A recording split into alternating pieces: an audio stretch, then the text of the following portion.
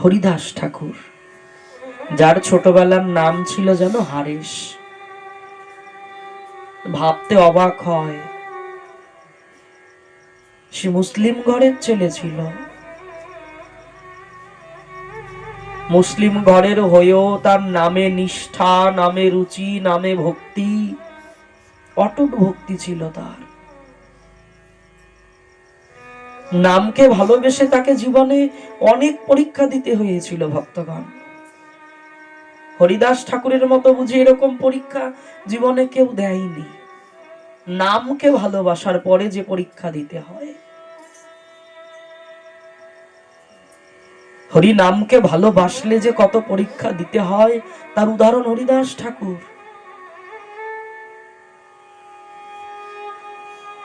তাকে 22টা বাজারে বেত্রাঘাত করা হয়েছিল। একটা দুটো বাজার নয়, 22খানা বাজার। চৌরাস্তার মোড়ে তাকে ফেলে ফেলে বেতের আঘাত করা হয়েছে, শুধুমাত্র হরি নাম ভোলানোর জন্য, শুধুমাত্র নামকে ছাড়ানোর জন্য। কিন্তু দেখো নামকে কত ভালোবাসে। তার জীবনে একটাই কথা ছিল, আমাকে মেরে ফেললেও আমি নাম বলতে পারবো না। কত নামের মহিমা তার। তো সেই হরিদাস ঠাকুর, শ্রীমান মহাপ্রভু যখন সন্ন্যাস নিয়ে চলে গেল, মহাপ্রভু বললেন হরিদাস ঠাকুরকে, হরিদাস তুমি যখন নবদ্বীপ থেকে এসেছো, তাহলে তুমি এক কাজ করো, আমার সঙ্গে এই গম্ভীরা মঠেই থাকো না, আমার সঙ্গেই থাকো। হরিদাস ঠাকুর বললেন, প্রভু আমার আমার মতোই নিচু জাত, সে কি তোমার সঙ্গে থাকতে পারে? আমার দ্বারা যদি কোনো বৈষ্ণব অপরাধ হয়ে যায়? হরিদাস ঠাকুর কি করলো, একাকী সমুদ্রের তটে সেই বালুকাতে গিয়ে থাকতে লাগলেন। প্রভুর বড় কষ্ট হলো। শ্রীমান মহাপ্রভু কি করলেন, একটি বকুল ডাল রোপণ করে দিলেন। সেইখান থেকে বকুল বৃক্ষ তৈরি হলো। সেই বৃক্ষ তলে বসে বসে হরিদাস ঠাকুর 3 লক্ষ নাম জপ করতেন, ভজন করতেন।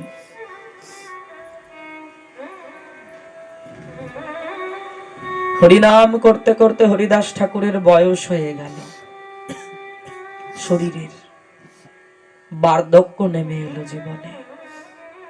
হরিদাস ঠাকুর কোনোদিন ভজন পূরণ না করে প্রসাদ পেতেন না। তার ভজন কি, নিরন্তর নাম, নামকে কখনো ছাড়তে পারে না। শুধু 3 লক্ষই যে তার নিয়ম, তারপরে কি তিনি আর নাম করতেন না? বলছেন না, এরকম নয়। নিরন্তর নাম করেন সাধকরা, ভক্তরা সবসময় নিরন্তর জপ করার চেষ্টা করে। সংখ্যা তো অবশ্যই থাকে,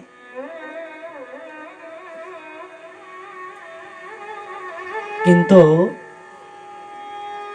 গোবিন্দ দাস শ্রীমান মহাপ্রভুর অঙ্গ সেবক, নিজ গুরু ভ্রাতা। তো গোবিন্দ দাস প্রতিদিন মহাপ্রভু প্রসাদ পাওয়ার পরে সেই প্রসাদ অবশিষ্টাংশ যা থাকতো তা নিয়ে যেত, নিয়ে গিয়ে কি করতেন, হরিদাস ঠাকুরকে দিতেন। একদিন গোবিন্দ মহাপ্রসাদ লইয়া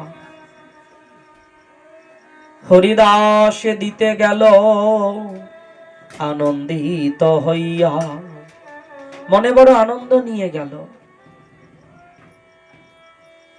গোবিন্দ প্রতিদিনের মতো গোবিন্দ দাস আজকেও মনে বড় আনন্দ নিয়ে প্রসাদের থালাটা নিয়ে ছুটতে ছুটতে গেল কোথায়, গম্ভীরা মন্দির থেকে সেই হরিদাস ঠাকুরের কাছে।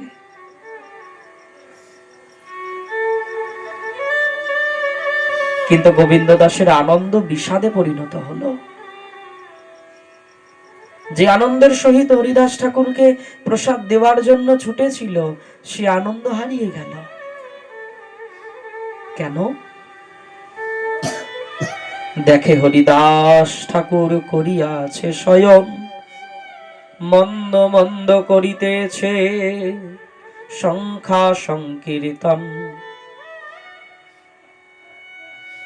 গোবিন্দ দাস দেখল হরিদাস ঠাকুর আজকে শুয়ে আছে। আশ্চর্য হয়ে গেল। হরিদাস ঠাকুর তো কোনোদিনও শয় না, শোবার সময় কই? যারা নিরন্তর ভজনকে ভালোবাসে তারা শোবে কখন? তাদের তো হাতে সময় নেই। তারা প্রত্যেকটা মুহূর্তকে গোবিন্দ সেবা কাজে লাগায়। তারা মনে মনে চিন্তা করে, আমি যতক্ষণ ঘুমিয়ে থাকব ততক্ষণ সময় তো আমার সেবা হবে না। যতক্ষণ সময় আমি কৃষ্ণ সেবা থেকে দূরে থাকব, অন্য কোনো কাজে কামে ঢুকে থাকব, মন অন্য জায়গায় ধাবিত হবে, তখন তো আমার কৃষ্ণ সেবা হবে না। ওই জন্য মনকে বেঁধে রাখে। যারা ভগবানের সেবা করতে ভালোবাসে না, তারা মনকে বেঁধে নেয়, হরি কথা রূপ রজ্জু দিয়ে মনকে বেঁধে নেয়। মনকে ছুটতে দেয় না বেশি, মনকে পালাতে দেয় না বেশি, মনকে বেঁধে নেয়। মনকে বেঁধে রেখে শুধু নিতাই গৌড়ে সেবা কাজেই লাগায়। রঘুনাথ দাস গোস্বামী পাদ খুব অল্প সময় একটু চোখটা বন্ধ করতেন, একটু অল্প সময় নিদ্রা যেতেন, কিন্তু সেই স্বপ্নেও তিনি রাধাকৃষ্ণের সেবাই করতেন। স্বপ্নের মধ্যেও তিনি সর্বদা সাধক, যারা সাধক তারা জীবনটাকে এইভাবেই তৈরি করে নেয়, অভ্যাস যোগের দ্বারা। অভ্যাস করলে কি হবে? বলছে ঘুমিয়ে ঘুমিয়েও তার কৃষ্ণ সেবাই হবে। কেন? বলছে স্বপ্নের মধ্যেও সে ভগবানের সেবা কাজেই থাকবে। যেমনটা রঘুনাথ দাস গোস্বামী ছিলেন। দেখে গোবিন্দ কি, গোবিন্দ দাস কি দেখলেন? হরিদাস ঠাকুর করিয়াছে স্বয়ং, মন্দ মন্দ করিতেছে সংখ্যা সংকীর্তন। ধীরে ধীরে হরিনাম করছে। হরিনাম বন্ধ হয়নি, হরিনাম থেমে যায়নি। শুয়ে শুয়েও হরিনাম করছে। বসে থাকতে পারেনি আর, শুয়ে পড়েছেন। গোবিন্দ কহে উঠিয়া সে করহ ভোজন, হরিদাস কহে আজি করিব লঙ্ঘন। সংখ্যা সংকীর্তন নাহি পুরে কেমনে খাইব, মহাপ্রসাদ আনিয়াছ কেমনে উপেক্ষিব। গোবিন্দ, তুমি তো তোমার নিয়ম রক্ষা করেছ। তোমার নিয়ম প্রতিদিন প্রসাদ নিয়ে এসে আমাকে প্রদান করা, তোমার নিয়ম তুমি ঠিক রেখেছ, কিন্তু আমি তো আমার নিয়ম ঠিক রাখতে পারিনি গোবিন্দ। কেন? সংখ্যা সংকীর্তন নাহি পুরে কেমনে খাইব, মহাপ্রসাদায় আনিয়াছ কেমনে উপেক্ষিব। আমার প্রতিদিনের যে নিয়ম হরিনাম সম্পূর্ণ করা, আমি তা পারছি না। সাধকগণ, হে ভক্তমণ্ডলী মায়েরা, ভজন যা করার এখনই করে রাখি, আর হবে না, সত্যি হবে না। ভজন যা করার এখনই করে রাখা উচিত, হবে না। যে সময়গুলো পার করছি, এই সময়গুলো জীবনে আর পাওয়া যাবে না। যে সময়গুলো পার করে ফেলছি, পার করে পেরিয়ে যাচ্ছি, এই সময়গুলো আর পাবো না, আর পাবো না। তখন হরি নাম করারও ধৈর্য থাকবে না, জানো। সাধু সঙ্গ, ভক্ত সঙ্গ, সাধু সঙ্গে ভাগবত শ্রবণ সব সব বন্ধ হয়ে যাবে, আর হবে না। চেয়ে দেখো না, জীবন বেলা কি দাঁড়িয়ে আছে আমার জন্য? না গো না, জীবন বেলা তো আমার জন্য দাঁড়িয়ে নেই। জীবন বেলা চলছে, চলছে জীবন বেলা, ডুবছে, একটু একটু করে জীবন বেলা ডুবে যায়।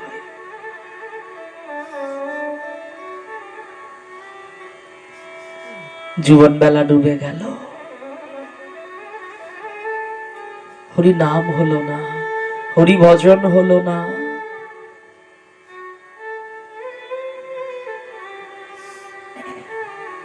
এইরকম সময় তো জীবনে আর আসবে না।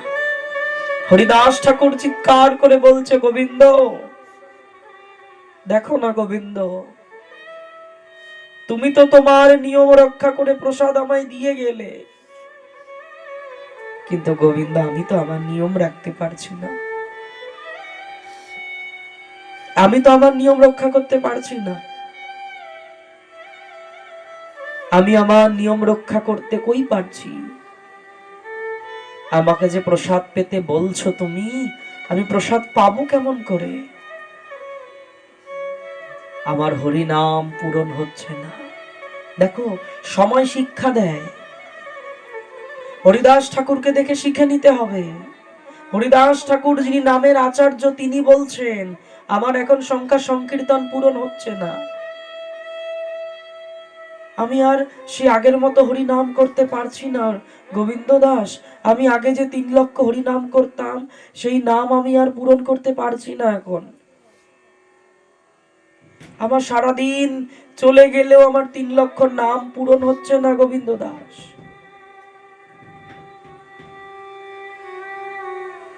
যিনি নামের আচার্য বলে, তেনাদের তো নাম থামে না, কিন্তু বাহ্যিক মুখে যে হরি নামের তিনি সংখ্যা রেখেছিলেন, সেই সংখ্যা তিনি আর পূরণ করতে পারছেন না বলে আক্ষেপ করছে, আক্ষেপ করছে, কেন আমি হরি নাম করতে পারছি না। কিন্তু দুর্ভাগ্য কোথায়, বলছে আমার জীবনে সেরূপ আক্ষেপ নেই, আমার জীবনে সেরূপ আক্ষেপ নেই। আমি যে নাম করতে পারছি না, আমার যে নাম ভালো লাগছে না, নামের প্রতি সেই শ্রদ্ধা নেই, নামের প্রতি সেই ভাব নেই, এই যে না থাকা সত্ত্বেও আমার কোনো আকুলতা, ব্যাকুলতা, উদ্বেগ কিচ্ছু নেই আমার মধ্যে।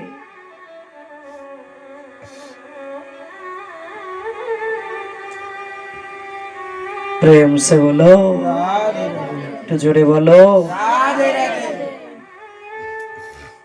এত বলি মহাপ্রসাদ করিল বন্দন, এক রঞ্চ লইয়া তার করিল ভক্ষণ।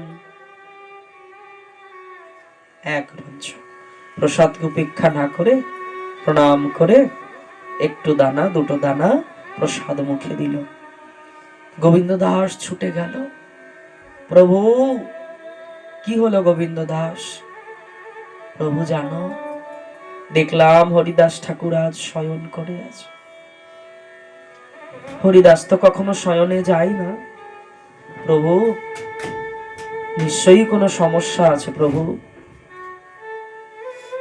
এই খবর পাওয়ার পর, এই সংবাদ পেয়ে শ্রীমান মহাপ্রভু কি করেছে, আর দিন মহাপ্রভু তার ঠাই আইলা, সুস্থ হও হরিদাস তাহারে পুছিলা, নমস্কার কহিতিহ কইল নিবেদন, শরীর সুস্থ হয় মোর অসুস্থ বুদ্ধিমন। হরিদাস পরের দিন সকাল সকাল মহাপ্রভু ছুটে এসেছে হরিদাসের ভজনের কুটিরের সামনে। কি হয়েছে হরিদাস? প্রভু কি হয়েছে জানো? আমার শরীর ভালো আছে, আমার মন বুদ্ধি অসুস্থ, আমার মন বুদ্ধি অসুস্থ হয়ে পড়েছে। কেন?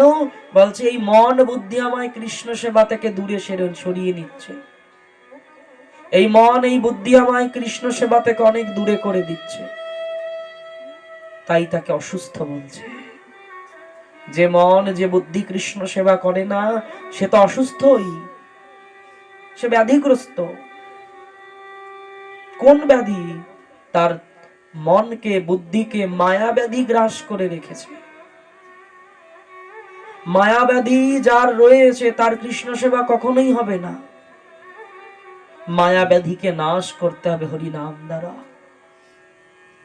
হরিনাম দ্বারা মায়াব্যাধি নাশ যতক্ষণ না হবে, প্রকৃত ভজন, প্রকৃত সেবা ভগবানের ততক্ষণ সম্ভব নয়। তাই মায়াব্যাধিকে নাশ করতে হবে। হে প্রভু, দেখো না, আমার মন বুদ্ধি আমার কথা শুনছে না, তার নিজের মতো আচরণ করছে। কেন হরিদাস? প্রভু কহে, কোন ব্যাধি কহ তো নির্ণয়। কি ব্যাধি বলো না? কি ব্যাধি প্রভু জানো? তেহ কহে সংখ্যা সংকীর্তন না পুরয়। আমার সংখ্যা সংকীর্তন পূরণ হচ্ছে না। আমি যে রূপ ভজন করতাম আগে, সে রূপ ভজন আর করতে পারছি না। শরীর আমার সাথ দিচ্ছে না প্রভু, আমার এই বুদ্ধি মন সাথ দিচ্ছে না দয়াময়। প্রভু হেসে বলছেন, প্রভু কহে, বৃদ্ধ হইলা সংখ্যায় অল্প করো, সিদ্ধ দেহে তুমি ভজনে আগ্রহ কেন ধরো? আরে কত বড় সৌভাগ্য! ভগবান নিজে বলছে, হরিদাস এখন আর ভজন না করলেও হবে, তুমি ভজনে সিদ্ধি লাভ করেছো। কিন্তু আমি তো এখনো ভজন আরম্ভই করি নাই। প্রভু কি কোনোদিনে এসে আমায় বলবে ভজন কমাও? বলবে না। কেন? আমি তো ভজন এখনো করিই নাই, আমি তো ভজন আরম্ভই করি নাই। ভজন কেমন হয় তার সন্ধানই জানি না, ভজন কি করে করতে হয় তার কলা কৌশল আমি জানি না। ভজন করা তো দূরের কথা, লোক নিস্তারিতেই তোমা অবতার, নামের মহিমা লোকে করিলা প্রচার। হরিদাস, তুমি জগৎকে নামের মহিমা প্রকাশ করেছো। তুমি বলছো তোমার দ্বারা নাম হচ্ছে না। জগৎবাসীকে নাম প্রেমে তুমি ভাসিয়েছ, নাম বন্যায় ডুবিয়েছ।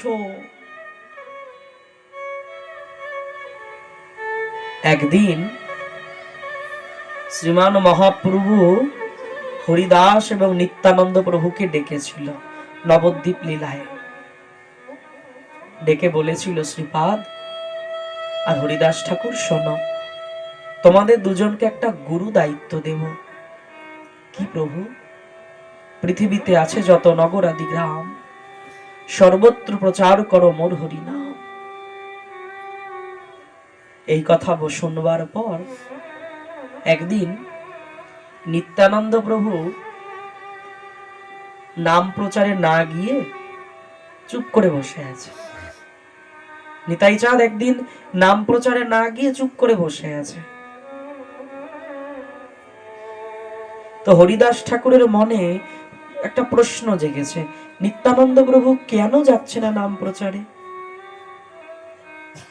নিতাই চাঁদকে ডেকে বলছে, নিতাই চাঁদ, আচ্ছা তুমি নাম প্রচারে যাবে না? প্রভু যে আজ্ঞা করলেন আমাদেরকে হরিনাম প্রচার করার জন্য, তুমি সেই নাম প্রচার করবে না? আর যদি করবেই তাহলে বসে আছো কেন? বলে, আমি নাম প্রচার তো করব, কিন্তু একটু ভিন্ন নাম প্রচার করব। কি? অমনি নিত্যানন্দ প্রভু লাফিয়ে উঠে দুই বাহু তুলে বলতে লাগলেন, ভজ গৌরাঙ্গ কহ গৌরাঙ্গ লহ গৌরাঙ্গের নাম রে। ভজ গৌরাঙ্গ কহ গৌরাঙ্গ লহ গৌরাঙ্গের নাম রে। ভজ গৌরাঙ্গ কহ গৌরাঙ্গ লহ গৌরাঙ্গের নাম রে। যে জনা গৌরাঙ্গ ভজে সে হয় আমার প্রাণ রে।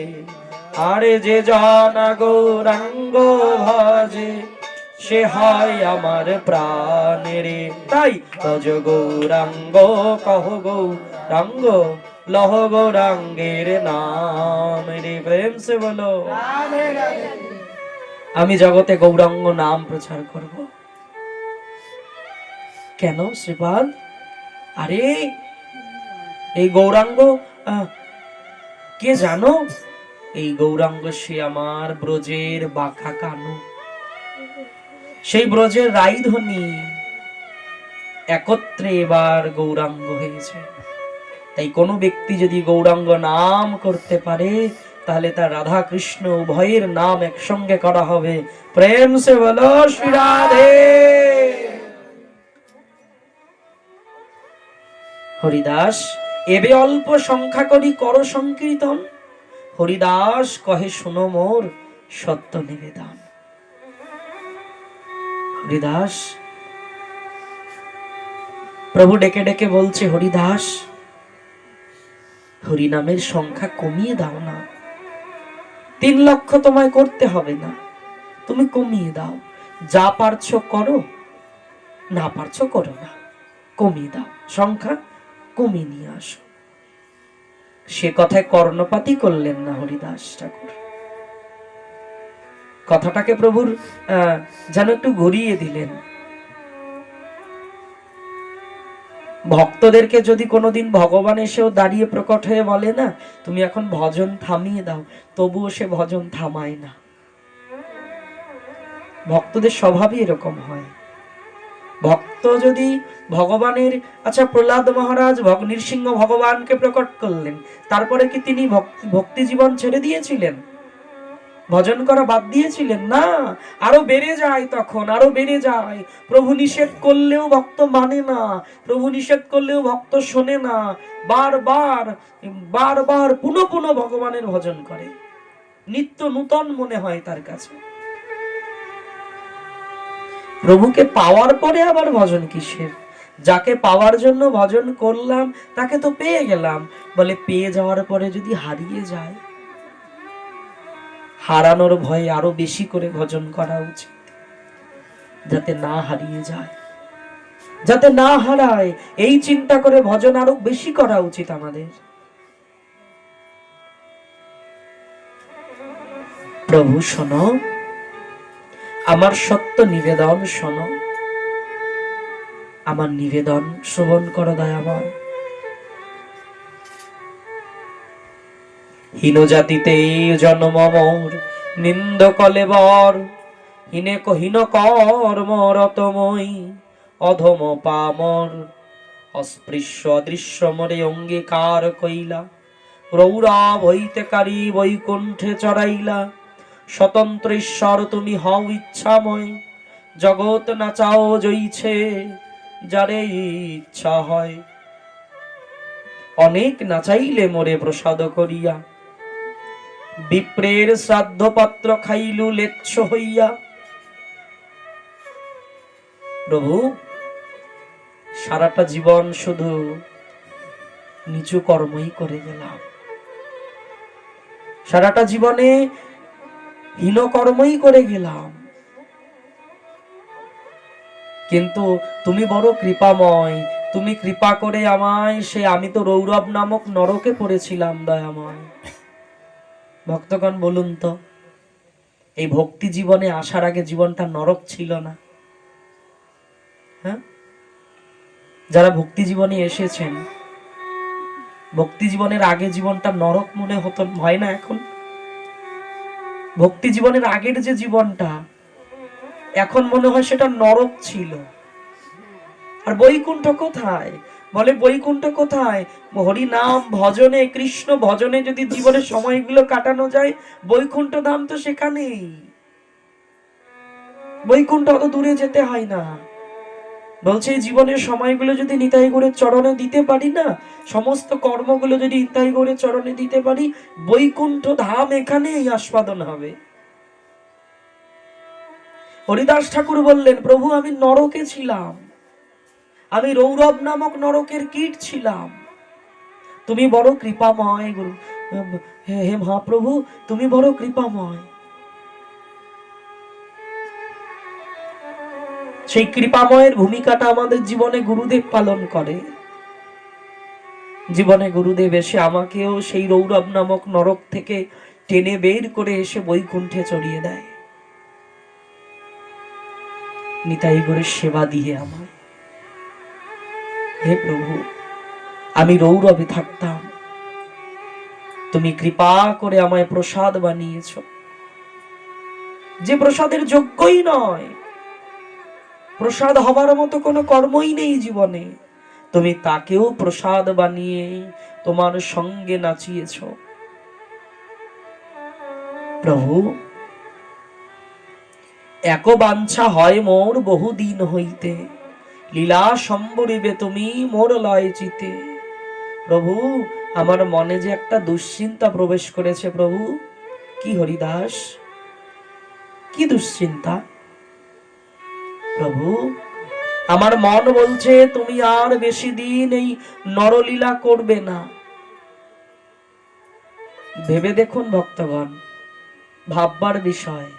ভক্ত হলেন ভক্ত বাঞ্ছা পূরণকারী বা অন্তর্যামী ভগবান হয়। প্রত্যেক ভক্তের অন্তরের ভাষা যিনি জানেন। শুধু কি ভগবানের এই ক্ষমতা থাকে? বললেন ভজন করতে করতে ভক্তদেরও এই ক্ষমতা চলে আসে। ভগবান যেরূপ ভক্তের হৃদয়ের কথা জানতে পারে, তেমনি ভক্তরাও, দাস দাসীগণ ভগবানের অন্তরের কথা পড়তে পারে। হরিদাস ঠাকুর বুঝে গেল শ্রীমান মহাপ্রভু আর বেশি দিন এই নরলীলা করবে না। হরিদাস ঠাকুর জোরহাত করে বলছে, দয়াময়, আমি জানি তুমি বেশি দিন আর এই নরলীলা করবে না। একবার নদিয়া ছেড়ে এসেছো, সেই ব্যথা বড় বেদনাদায়ক ছিল। কাটিয়ে উঠতে পেরেছি, তোমার নীলাচলে এসে পেয়েছি। আর যখন তুমি নীলাচল থেকে চলে যাবে, তখন আমি কি দিয়ে সে ব্যথাটাকে ঢাকবো দয়াময়? এক জীবনে দুইবার হারানোর ব্যথা তো সহ্য করা যায় না। জীবনে যারা হারায় সেই তো জানে। কত জন্ম থেকে হারিয়ে ফেলেছি, কত জন্ম থেকে হারা হয়ে ঘুরছি, বারবার হারাচ্ছি। কত জন্ম এভাবে গেল। বলে দুঃখ তো তারই হয় গো, যে জীবনে মূল্যবান সম্পদ পাওয়ার পর হারিয়ে দেয়, বা মূল্যবান সম্পদ পাওয়ার আগে জীবনকে হারিয়ে দেয়। সম্পদ পাওয়ার পরে হারায়, বা সম্পদকে পাওয়ার আগে জীবনকে হারায়। তার মতো ব্যথার ব্যতীত কে আছে জীবনে? এরকম ব্যথা কে পাবে জীবনে? হরিদাস ঠাকুর জোড়হাত করে বলছে, দয়াময়, তোমার বিরহ দশা আমি আর সহ্য করতে পারবো না। তুমি এক কাজ করো দয়াময়, তোমার আগে তুমি আমাকে নিয়ে নাও। তোমার এই নরলীলা শেষ করার আগে তুমি আমায় তোমার চরণে নিয়ে নাও। আর কি জানো, আমার তিনটি প্রার্থনা আছে প্রভু। কি হরিদাস? প্রভু, যেদিন এই দেহ থেকে প্রাণ পাখি উড়বে না, যদি আমি ভুলেও যাই, তুমি যেন আমায় ভুলো না। এই জীবনের যখন অন্তিম দশা এসে দাঁড়াবে মহাপ্রভু, হে নাথ, আমার যখন জীবনের অন্তিম দশা এসে দাঁড়াবে, শেষ সময় এসে দাঁড়াবে, আমি তোমায় ভুলে যেতেও পারি। আমি তোমায় ভুলে গেলেও তুমি কৃপা করে তুমি যেন আমায় ভুলে যেও না। আমি যেন তোমার সেই মধুমাখা নাম বদনে গাইতে গাইতে যেন দেহ ছাড়তে পারি। যেতে তো হবেই। আমি যেন তোমার সেই হরি নাম, শ্রীকৃষ্ণ চৈতন্য নাম যেন ভুলে না যাই। শ্রীকৃষ্ণ চৈতন্য নাম গাইতে গাইতে যেন দেহ থেকে প্রাণ বেরোয় আমার। প্রেম সে বলো।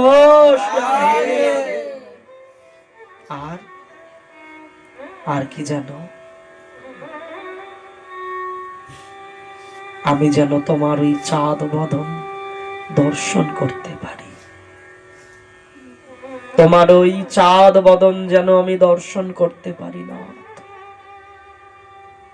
সারাটা জীবন কত কিছু দেখলাম, এ দুই নয়নে কৃষ্ণ ব্যতীত কত কিছু দেখলাম,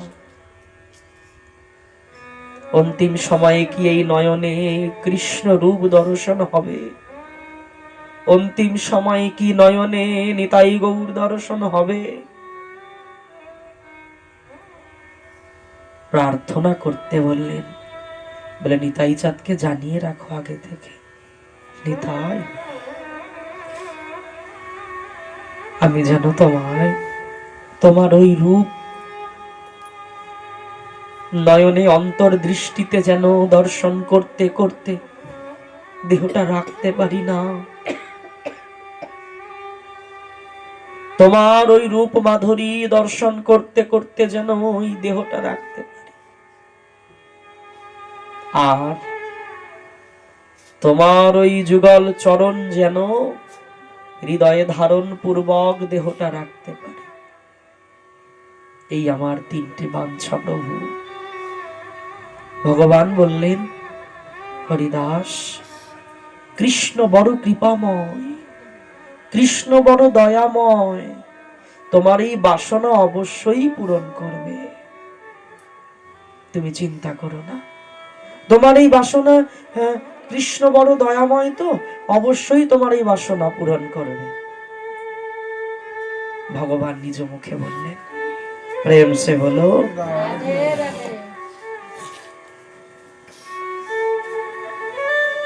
প্রভু কহে, হরিদাস তুমি যে মাগিবে, কৃষ্ণ বড় কৃপাময় অবশ্য করিবে, কিন্তু আমার যে কিছু সুখ সব তোমা লইয়া, তোমার যোগ্য নহে যাও আমারে ছাড়িয়া।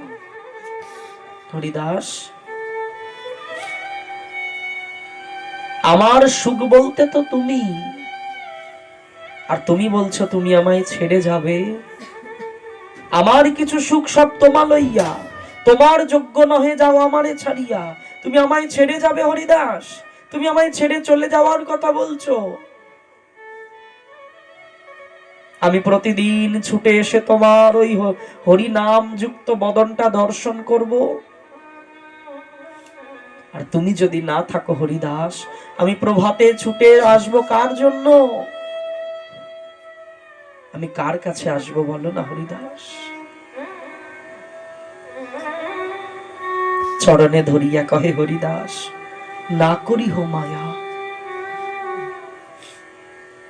অবশ্য এই অধমে প্রভু করিবে এই দয়া।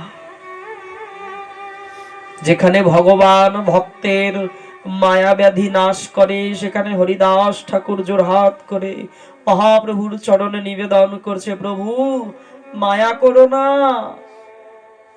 মায়া করো না, যেতে তো হবেই, মায়া করো না প্রভু। চরণে ধরিয়া কহে হরিদাস, না করি হো মায়া, অবশ্য অধমে প্রভু করিবে এই দয়া। মোর শিরোমণি যেই মহাশয়, তোমার লীলার সহায় কোটি কোটি হয়, আমা হেন এক কীট যদি মরি গেল, এক পিপিলিকা মইলে পৃথিবীর কাহা হানি হইল। প্রভু আমি চলে গেলে কি হবে? তোমার জন্য কোটি কোটি ভক্ত দাঁড়িয়ে আছে, তোমায় সুখ প্রদান করবে। আমি তো একটা পিঁপড়ে দয়াময়, পৃথিবীর বুক থেকে প্রতিদিন কত লাখ লাখ কোটি কোটি পিঁপড়ে মারা যায়, কিন্তু পৃথিবীর কি কোনো ক্ষতি হয়? কোনো ক্ষতি হয় না। আমা হেন এক কীট যদি মরি গেল, পিপিলিকা মইলে পৃথিবীর কাহাহানি হইল। পিঁপড়ে মারা গেলে তো পৃথিবীর কোনো ক্ষতি হয় না। এত বড় ভক্ত হয়ে দেখো কত দৈনতা শরীরে, দৈনতার পরাকাষ্ঠা।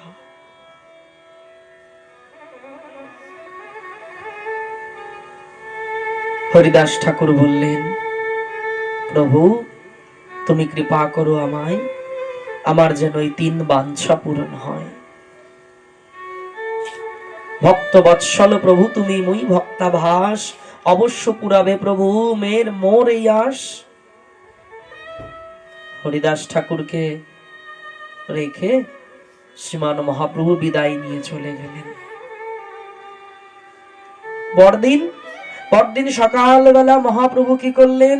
প্রাতকালে ঈশ্বর দেখি সব ভক্ত লইয়া হরিদাসে দেখিতে আইলা বিলম্বতে জিয়া, হরিদাসের আগে আসি দিল দর্শন, হরিদাস বন্দিল প্রভুর আর সকল বৈষ্ণব চরণ।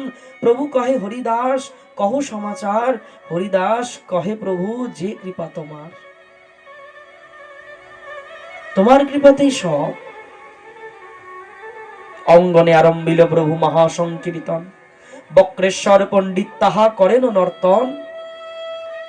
এই বক্রেশ্বর পণ্ডিত, যে বক্রেশ্বর পণ্ডিত একটানা 72 ঘন্টা নৃত্য করতেন, এই সেই বক্রেশ্বর পণ্ডিত 72 ঘন্টা, ভক্তগণ ভাববার বিষয়, না থেমে একটানা 72 ঘন্টা, মানে কয়দিন হয়? 3 দিন। 3 দিন না প্রসাদ, না নিদ্রা, না বাহ্যক্রিয়া, শৌচক্রিয়া, এক নাগাড়ে 3 দিন ধরে নৃত্য করতেন। আর বক্রেশ্বর পণ্ডিতের শরীর ছিল সুবিশাল, বিশাল শরীর। শ্রীমান মহাপ্রভুকে ভিড় থেকে বাঁচানোর জন্য ওই বক্রেশ্বর পণ্ডিতেরই ওই দায়িত্বটা ছিল। শ্রীমান মহাপ্রভু যখন ভাবে বিহল থাকতেন, লক্ষ লক্ষ কোটি কোটি ভক্ত তার চারিদিকে ঘিরে থাকতো, সেই ভিড় থেকে বাঁচাতেন মহাপ্রভুকে। মহাপ্রভুকে পথ তৈরি করে করে নিয়ে যেতেন এই বক্রেশ্বর পণ্ডিত। শ্রীমান মহাপ্রভু অঙ্গনে কীর্তন আরম্ভ করলো, আর বক্রেশ্বর পণ্ডিত থামতে না পেরে শ্রীমান মহাপ্রভুর শ্রীমুখে কীর্তন ধ্বনি শুনে অমনি নেচে উঠলেন, নাচতে আরম্ভ করলেন।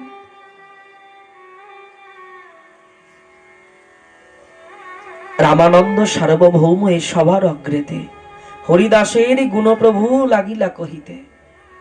রামানন্দ, এ সার্বভৌম ভট্টাচার্য, শোনো শোনো, তোমরা একটু নৃত্য থামাও, একটু বসো, শোনো, আজকে আজকে তোমরা একটু ভক্ত কথা শোনো।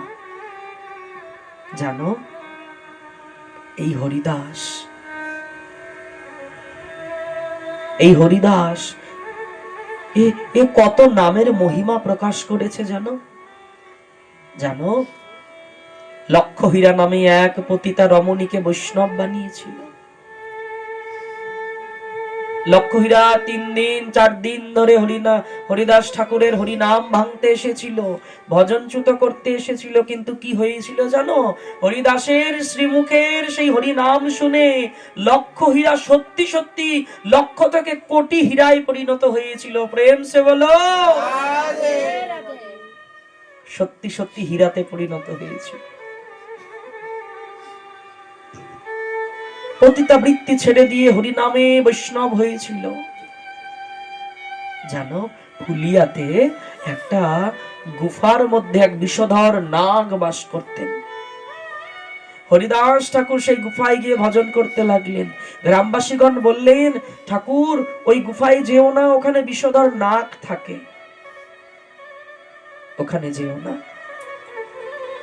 হরিদাস ঠাকুর বললেন, কি হবে আমার রক্ষার জন্য প্রভু আছেন তো। হরিদাসের নামের প্রভাবে সেই গুফা ছেড়ে চিরজীবনের জন্য প্রণাম করে চলে গেছিল নাগ। জানো, এই তার কত মহিমা, কত বলবো।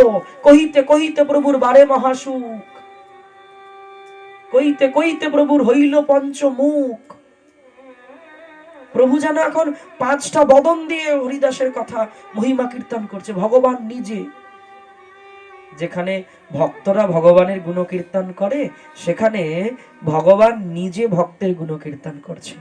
প্রেম সে বলা।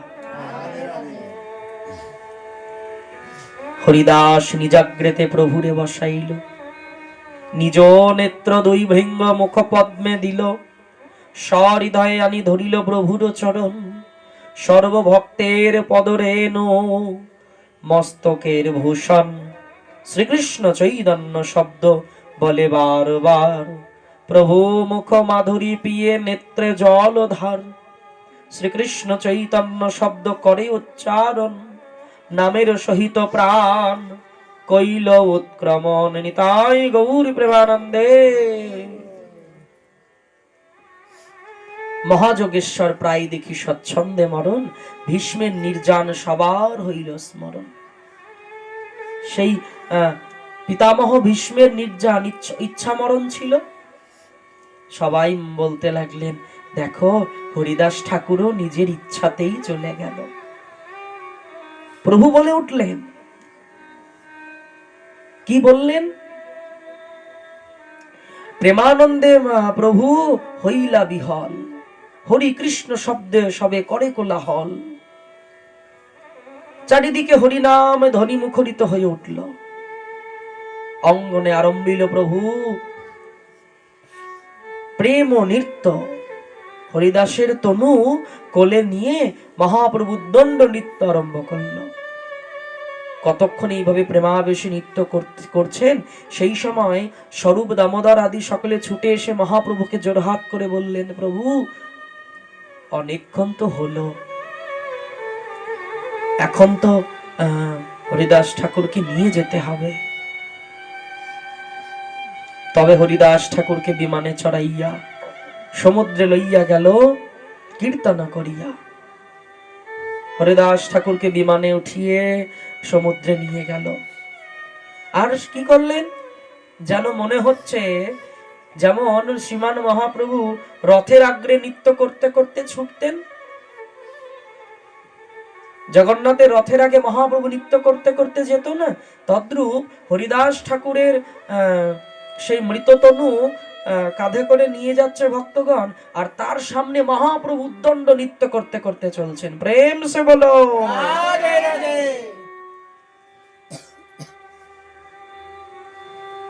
হরিদাস সে সমুদ্রে জলে স্নান করাইল। প্রভু কহে সমুদ্রে এই মহাতীর্থ হইল। শোনো, সমুদ্র জগন্নাথ ধাম, এই সমুদ্র কেবল এতদিন তীর্থ ছিল জানো, আজকে থেকে আমি ঘোষণা করলাম, আমি শ্রীকৃষ্ণ চৈতন্য ভারতী ঘোষণা করলাম, যেদিন থেকে আমার হরিদাসকে এই সমুদ্রে স্নান করানো হলো, হরিদাসের স্নানের অঙ্গের জল সমুদ্রে গিয়ে মিশলো, সেদিন থেকে সমুদ্র মহাতীর্থ হলো। প্রেম সে বলো।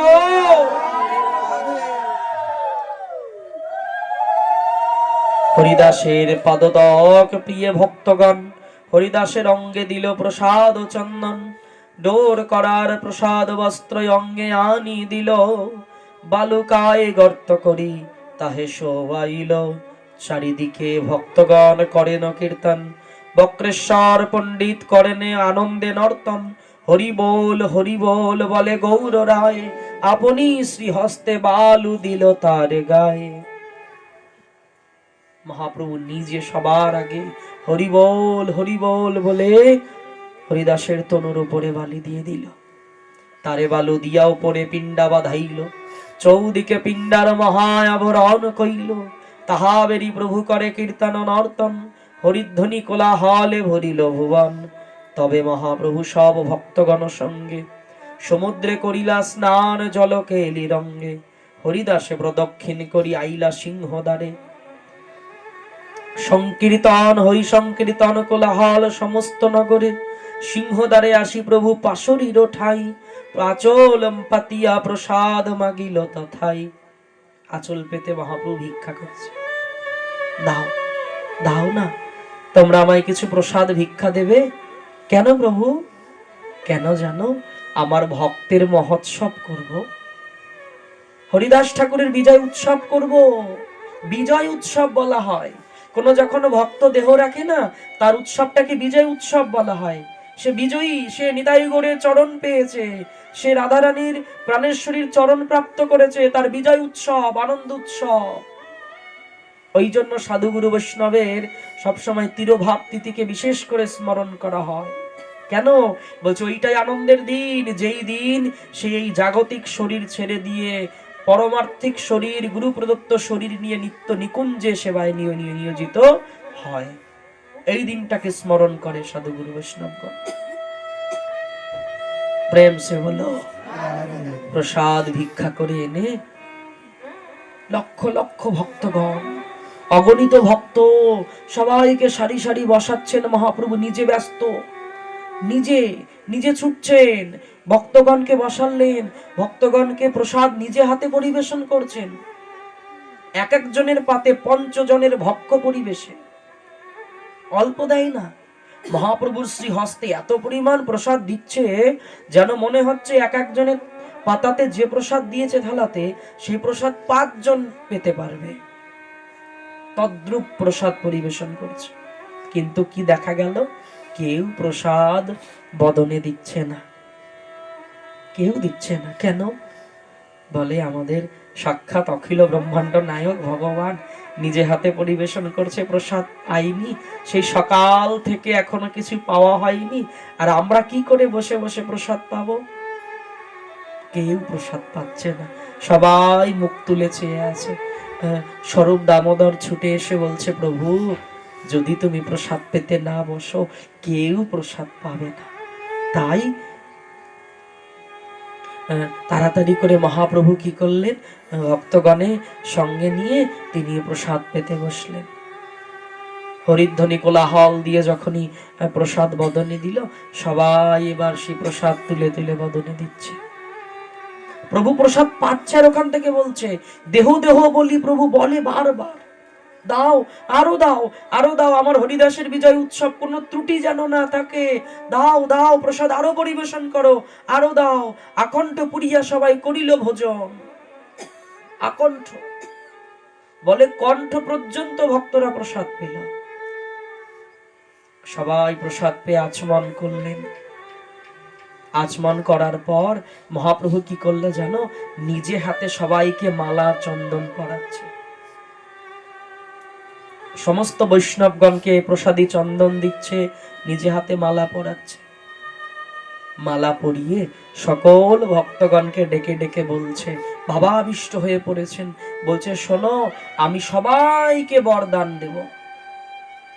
আবার কল্পবৃক্ষ হয়ে বসেছেন শ্রীমান মহাপ্রভু, কল্পবৃক্ষ হয়ে বলছেন, আমি সবাইকে আশীর্বাদ করব। কি আশীর্বাদ? বললেন, আমি কি আশীর্বাদ করব জানো, এই যারা যারা হরিদাসের এই বিজয় উৎসব দর্শন করলো, যারা যারা এখানে নৃত্য করলো, কীর্তন করলো, যারা যারা হরিদাসকে বালু দিল, এবং যারা যারা এই হরিদাসের বিজয় উৎসবে প্রসাদ পেল, সবার কি হবে জানো, সবাই কৃষ্ণ প্রেম পাবে, কৃষ্ণ প্রেম পাবে, তারা কৃষ্ণ প্রেম পাবে। নিতাই গৌর প্রেমানন্দে হরি হরি বল। আর বললেন, শোনো না, তোমরা এক কাজ করো। কি কাজ প্রভু? আজকে আমার নামে জয়ধ্বনি দিও না, সবাই মিলে কি জয়ধ্বনি দেবে বলো? জয় জয় হরিদাস বলি করো জয়ধ্বনি, এত বলি মহাপ্রভু নাচেন আপিনি, সবে গায় জয় জয় জয় হরিদাস, নামের মহিমা যেই করিলা প্রকাশ। সবাই মিলে হরিদাস ঠাকুরের জয়ধ্বনি দিয়ে উঠল। মহাপ্রভু ক্লান্ত, সব ভক্তগণ জোর করলেন, প্রভু সবই তো হলো, এখন একটু বিশ্রাম করুন আপনি। হর্ষ বিষাদে তবে মহাপ্রভু সব ভক্ত বিদায় দিল, হর্ষ বিষাদে প্রভু বিশ্রাম করিল। এই তো কহিল হরিদাসের বিজয়, যাহা শ্রবণে কৃষ্ণ প্রেম ভক্তি হয়। শ্রবণ মাত্র, বলেন এই হরিদাসের বিজয় উৎসব যে ব্যক্তি মন প্রাণ দিয়ে শ্রবণ করতে পারবে, চৈতন্য চরিতামৃত কবিরাজ গোস্বামী কলম দিল, শোনো মিথ্যা হবে না, তারাও কৃষ্ণ প্রেম পাবেই পাবে, পাবেই পাবে। চৈতন্যের ভক্ত বাৎসল্যই হাতেই জানি, ভক্ত বাঞ্ছা পূর্ণ কইল ন্যাসী শিরোমণি, শেষকালে দিল তারে দর্শন স্পর্শন, তারে কোলে করি কইল আপনি নর্তন, আপনি শ্রীহস্তে তারে কৃপায় বালু দিল, আপনি প্রসাদ মাগি মহোৎসব কইল। মহাভাগবত হরিদাস পরম বিদ্যান, এ সৌভাগ্য লাগি আগে করিলা পয়ান, চৈতন্য চরিত্রই অমৃতের সিন্ধু, করণ মন তৃপ্ত করে যার এক বিন্দু, ভব সিন্ধু তরিবারে যার চিত্ত, শ্রদ্ধা করি শোনো তবে চৈতন্য চরিত্র, শ্রীরূপ রঘুনাথ পদে যারো আস, চৈতন্য চরিতামৃত কহে কৃষ্ণদাস। জয় জয় নিতাই।